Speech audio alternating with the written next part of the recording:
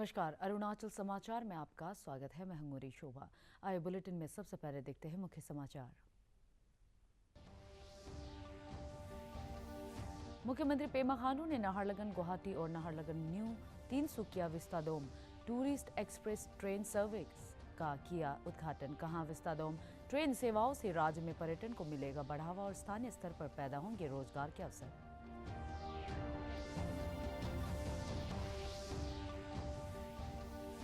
राज्यपाल doctor BD. Mishra ने नई दिल्ली में केंद्रीय कानून मंत्री किरण रिजिजू से की मुलाकात। अरुणाचल प्रदेश में अलग उच्च न्यायालय की स्थापना और महत्वपूर्ण सड़क परियोजनाओं पर हुई चर्चा।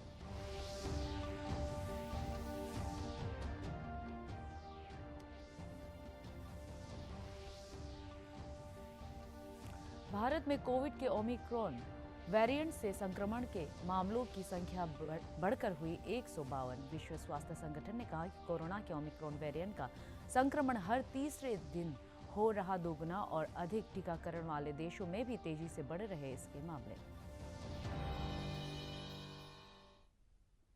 मुख्यमंत्री पेमा खांडू ने आज ईटानगर राजधानी क्षेत्र के नाहरलगुन रेलवे स्टेशन से नाहरलगुन गुवाहाटी और Naharlagun new Tinsukia vistadome tourist express train service का उद्घाटन किया। अपने संबोधन में मुख्यमंत्री पेमा खांडू ने अरुणाचल प्रदेश में रेल सेवाओं के विस्तार के लिए प्रधानमंत्री नरेंद्र मोदी के प्रति आभार व्यक्त करते हुए कहा कि इससे पर्यटन को बढ़ावा मिलेगा। उन्होंने कहा कि स्पेशल विस्ताडोम टूरिस्ट एक्सप्रेस के माध्यम से प्रदेश में पर्यटकों की संख्या बढ़ेगी, स्थानीय स्तर पर रोजगार के अवसर पैदा होंगे और त्वरित गति से आर्थिक विकास होगा। Naharlagun Guwahati Shatabdi special Vistadome coach train Naharlagun railway station से सप्ताह में 3 दिन सोमवार, मंगलवार और शुक्रवार को उपलब्ध होगी। सुबह 6:45 पर नाहरलगुन से यह ट्रेन रवाना होगी और गुवाहाटी दोपहर 12:30 पर पहुंचेगी। गुवाहाटी नाहरलगुन रूट पर पर्यटक चाय बागान, मनोरम वन क्षेत्र और पहाड़ों का लुत्फ उठा सकेंगे, जबकि Naharlagun new Tinsukia vistadome tourist train से ब्रह्मपुत्र नदी के साथ ही Bogibeel bridge, tea gardens, rain forest और मनोरम पर्वत श्रेणियों का शानदार नजारा देखेगा। इससे असम और अरुणाचल दोनों राज्य में पर्यटन क्षेत्र को एक नया आयाम मिलेगा। एरिया है हमारा नॉर्थ ईस्ट आसाम और अरुणाचल प्रदेश तो बहुत ही सुंदर है और ये विस्ताडोम ऐड होने का बाद में तो टूरिज्म में एक अलग से एक फ्लेवर ऐड हो गया। तो हमें उम्मीद है कि हमारे जितने भी जो टूरिस्ट आएंगे इस ट्रेन का बहुत अच्छा आनंद वो लोग ले पाएगा। तो आज के इस ओकेजन को मैं फायदा उठाते हुए हमारे साथ जो गुवाहाटी में जुड़े हमारे एमओएस मैडम दर्शन जरदोश मैडम है, आपसे मैं केवल 2 छोटा पॉइंट अरुणाचल की तरफ से मैं रिक्वेस्ट करना चाहेगा। नाहरलगुन टू दिल्ली जो ट्रेन सर्विस एग्जिस्टिंग जो चल रहा है उसको कृपया करके आप राजधानी एक्सप्रेस में उसको कन्वर्ट करने का ये पब्लिक ने काफ़ी रिक्वेस्ट किया हुआ है। और साथ ही साथ हमारे यहाँ पे अभी हमारे जो नाहरलगुन रेलवे स्टेशन का बगल में जो बोरुम जो एक ब्रिज बन रहा है वो भी रेलवे का ही काम चल रहा है। मैं अनुरोध करेंगे कि उस काम को भी थोड़ा सा एक्सपीडाइट करने के लिए, क्योंकि हमारे यहाँ पे अभी 4 लेन का काम चल रहा है और नाहरलगुन में जो पैकेज बी का काम जब शुरू हो जाएगा तो ट्रैफिक कंजेशन काफ़ी होगा। तो एक बार रेलवे का ये ब्रिज हो जाने से हमारा ट्रैफिक में काफ़ी ईज हो जाएगा। It is specially designed so that we could attract high-end tourists. And Arunachal being such a potential tourist destination, having Vistadome coaches aggravates the position wherein we can attract very good tourists. It would enhance the income level at the state, and also the local entrepreneurs, especially in services, business, transport, they can participate with railways. And this would also benefit the local commuters who are commuting regularly from Guwahati or Tinsukia, and especially being from Arunachal, I understand this would benefit everyone immensely. As I said, it has see-through coaches and feasible rotation. मुख्यमंत्री पेमा खांडू ने कहा है कि अरुणाचल प्रदेश में प्रस्तावित rail परियोजनाओं के सर्वे का कार्य तेजी से चल रहा है। आज नाहरलगुन रेलवे स्टेशन पर आयोजित समारोह में मुख्यमंत्री ने कहा कि राज्य में रेल नेटवर्क के विस्तार से कृषि, बागवानी और पर्यटन क्षेत्र को विशेष रूप से लाभ मिलेगा। उन्होंने कहा कि इससे कम लागत में कृषि उत्पादों का विपणन होगा और किसान उत्पादन को बढ़ाने के लिए प्रोत्साहित होंगे। कभी रेलवे यहाँ ईटानगर में या अरुणाचल में आएंगे बोल के हम लोग कभी कल्पना भी नहीं किया था, मगर under the dynamic leader of our prime minister Narendra Modi ji उनके कर कमलों के द्वारा आज हमारा रेल सर्विस अरुणाचल से ऑलरेडी जुड़ चुका है।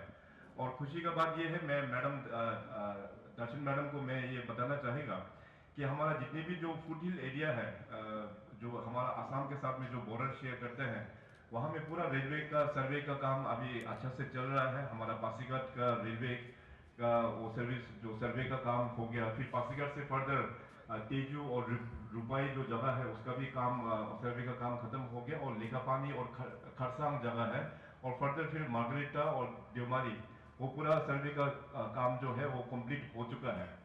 फर्दर और दो स्ट्रेटेजिक लोकेशन में, जैसे हमारा मिसामारी टू तवांग, इसका बाद नॉर्थ लखीमपुर से होते हुए बामे, इसके बाद सिलापत्थर, वहाँ का भी अभी सर्वे का काम अभी चल रहा है।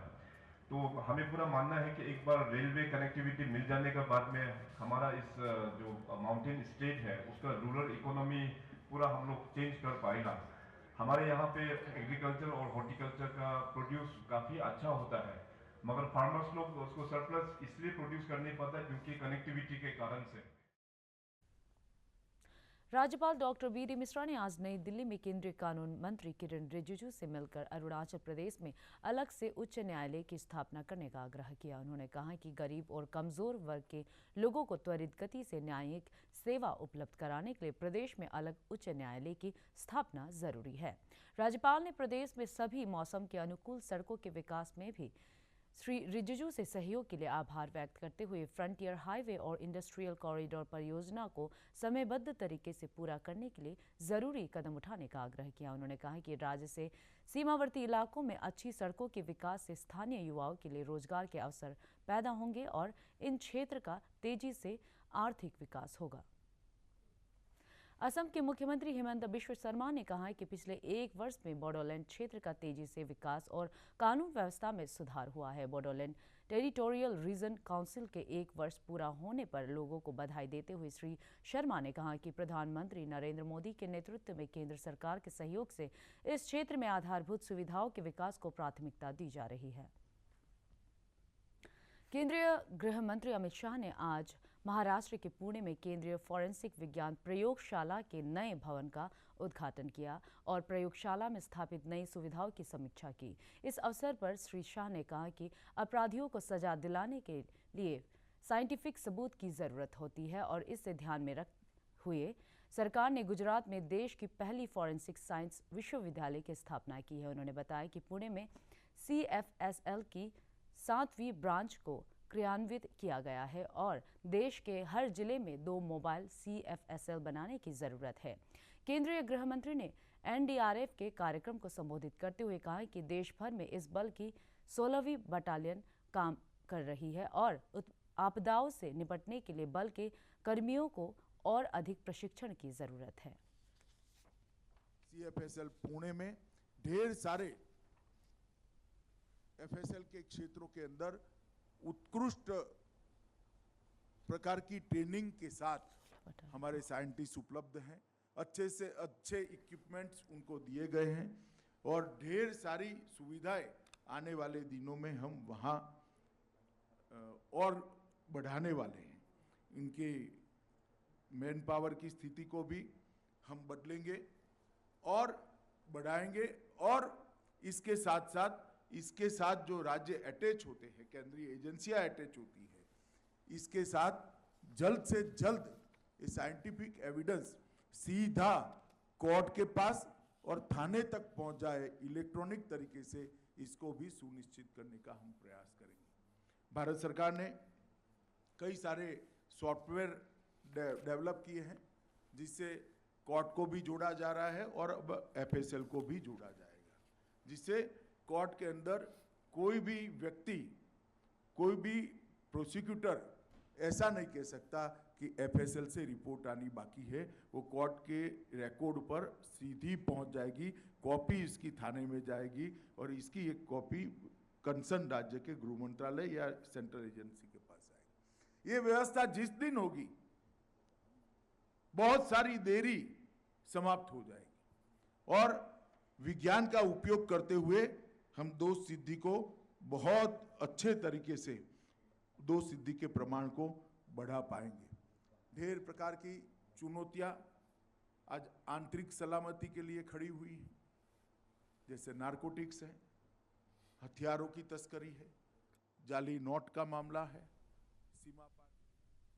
मुख्यमंत्री पेमा खांडू ने कहा है कि राज्य सरकार मिनिमम गवर्नमेंट और मैक्सिमम गवर्नेंस की नीति का पालन करने वित्तीय प्रबंधन को आसान बना रही है। अपने एक ट्वीट में श्री खांडू ने कहा है कि अफसरशाही की लंबी प्रक्रिया के कारण विकास कार्यों में विलंब होता है और अर्थव्यवस्था को भी भारी नुकसान पहुंचता है। उन्होंने कहा कि इसी को ध्यान में रखते हुए विकास की गति को बढ़ाने के लिए राज्य निधि से फंड जारी करने के लिए जरूरी प्रक्रिया को सरकार ने आसान बनाया है और CFMS रिलीज के लिए अब सिर्फ लेटर ऑफ क्रेडिट और योजना राशि के खर्च का भौतिक सत्यापन प्रमाण पत्र जमा करना होगा।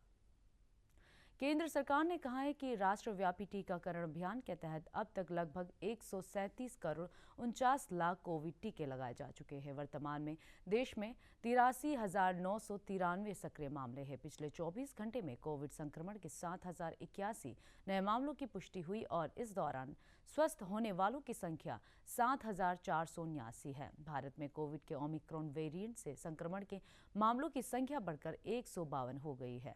इधर विश्व स्वास्थ्य संगठन ने कहा है कि कोरोना के ओमिक्रॉन वेरिएंट का संक्रमण हर तीसरे दिन 2 गुना हो रहा है और यह दर डेल्टा के मुकाबले काफी अधिक है। अब तक 89 देशों में ओमिक्रॉन संक्रमण की पुष्टि हो चुकी है। संगठन ने कहा है कि तेजी से बढ़ते संक्रमण को देखते हुए कुछ शहरों के अस्पतालों में संक्रमितों की संख्या काफी अधिक हो सकती है।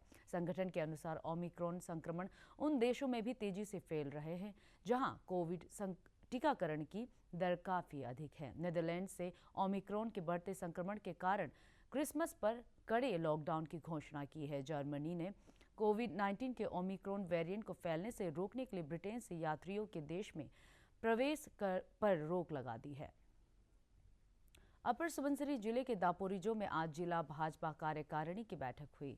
इस अवसर पर प्रदेश भाजपा अध्यक्ष बियोराम वाघे, पर्यटन मंत्री नाकपनालो, विधायक तानिया सोकी, रोदे बुई, न्यातो दुकुम सहित पार्टी के कई वरिष्ठ पदाधिकारी मौजूद थे। अपने संबोधन में श्री नाकपनालो ने लोगों से आधारभूत विकास परियोजनाओं को त्वरित गति पूरा करने के लिए सहयोग करने और कल्याणकारी योजनाओं के बारे में जन जागरूकता पैदा करने की अपील की। श्री वाघे ने कहा कि सरकार वोकल फॉर लोकल की थीम पर आत्मनिर्भर भारत मिशन के तहत स्थानीय लोगों के कौशल विकास और उनके लिए स्वरोजगार पैदा करने पर जोर दे रही है। पब्लिक का कॉन्फिडेंस, लोगों का कॉन्फिडेंस हमको जीतना है। गांव-गांव में जाकर के हमारा देश को कैसे आगे बढ़ाना, हमको उसका बारे में हमको सोचना है। एक सीएम ने एक कमिटमेंट कॉन्फिडेंस के साथ दिया कि इतना तारीख तक अगर नहीं होता है तो मैं रिजाइन कर दूंगा। वो किसका भरोसा पर? वो आपका जैसा, हम लोग जैसा कार्यकर्ता और ऐसा ऑफिसर्स का लोगों को विश्वास करते उन्होंने ये कमिटमेंट लिया। और देखिए आज पापू नाला से लेकर के चिंपू तक कितना सुंदर रास्ता बन गया है। कोरोना के बावजूद भी पेमा खांडू सरकार ने कभी कम होने नहीं दिया। कितना नर्स, कितना डॉक्टर, हेल्थ सेक्टर को कितना इंपॉर्टेंट देते, क्योंकि जान माल सबसे ज्यादा चीज है। दिबांग वैली जिले में NHPC परियोजना से प्रभावित परिवारों के संगठन के सदस्य हांदी मोलो ने राज्य सरकार से परियोजना एजेंसी द्वारा मुआवजे के लिए मंजूर किए गए धन राशि को जल्द वितरित करने का अनुरोध किया है। संवाददाताओं को संबोधित करते हुए उन्होंने कहा कि NHPC ने प्रभावित परिवारों को मुआवजे की राशि के वितरण के लिए 640 करोड़ रुपए दिबांग वैली जिला प्रशासन के खाते में जमा कर दिया है और इसका शीघ्र वितरण किया जाना चाहिए। कंपनसेशन कब मिलेगा, तो उसमें हमको कोई जवाब नहीं मिल रहा है। तो बेसिकली मेरा सवाल स्टेट गवर्नमेंट से ये है कि आप अभी तक डिस्ट्रिक्ट एडमिनिस्ट्रेशन को किस लिए अप्रूवल नहीं दे रहा है कंपनसेशन देने के लिए, और अभी इसमें जो पेटिशनर्स जो है, जो हाई कोर्ट में जो प्रोटेस्ट में लेने के लिए लड़ रहा था, उनको हाई कोर्ट ने।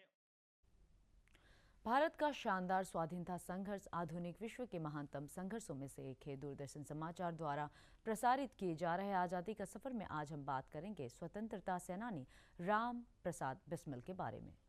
राम प्रसाद बिस्मिल को श्रद्धांजलि अर्पित कर रहे हैं, जो 19 दिसंबर 1927 को शहीद हुए थे। राम प्रसाद बिस्मिल भारत के उन जाने माने क्रांतिकारियों में थे जिन्होंने ब्रिटिश उपनिवेशवाद के विरुद्ध लड़ाई लड़ी। जब उन्होंने स्वाधीनता सेनानी भाई परमानंद की मौत की सजा के बारे में पढ़ा तो स्वतंत्रता और क्रांति के आदर्श उनके मन में हिलौड़ लेने लगे। वे प्राय अपना क्रोध अपनी कविताओं में प्रकट करते थे। मैनपुरी षड्यंत्र में भागीदारी के बाद बिस्मिल की गणना प्रमुख स्वाधीनता सेनानियों में होने लगी। 1918 में अशफाक उल्लाह स्कूल में पढ़ते थे। मैनपुरी षड्यंत्र से प्रेरित होकर युवा अशफाक उल्लाह ने अपने दोस्तों से राम प्रसाद बिस्मिल से परिचय करवाने को कहा। इस तरह 1920 में बिस्मिल और अशफाक उल्लाह की ऐसी ऐतिहासिक मैत्री शुरू हुई जो उनकी मृत्यु के साथ ही खत्म हुई। अगले 7 वर्षों में अशफाक और बिस्मिल का संबंध बेहद प्रगाढ़ हो गया। उन्होंने हिंदुस्तान रिपब्लिकन एसोसिएशन। अरुणाचल समाचार के आज के अंक में इतना ही। जाने से पहले आप सभी से अनुरोध है कि कोविड-19 के दिशा निर्देशों का पालन करें, हमेशा मास्क लगाएं, बार बार हाथ धोएं और सोशल डिस्टेंसिंग के नियमों को मानें। कोरोना महामारी से बचाव के लिए आपका वैक्सीन लगवाना भी जरूरी है। अगर आप वैक्सीन लगवाने के पात्र हैं तो जरूर लगवाएं। हम कल फिर हाजिर होंगे अरुणाचल और देश दुनिया की खबरों के साथ। चलते चलते आपको बता दें कि आप अरुणाचल समाचार हमारे YouTube channel DD news Arunachal पर भी देख सकते हैं। देखते रहिए अरुण प्रभा। नमस्कार।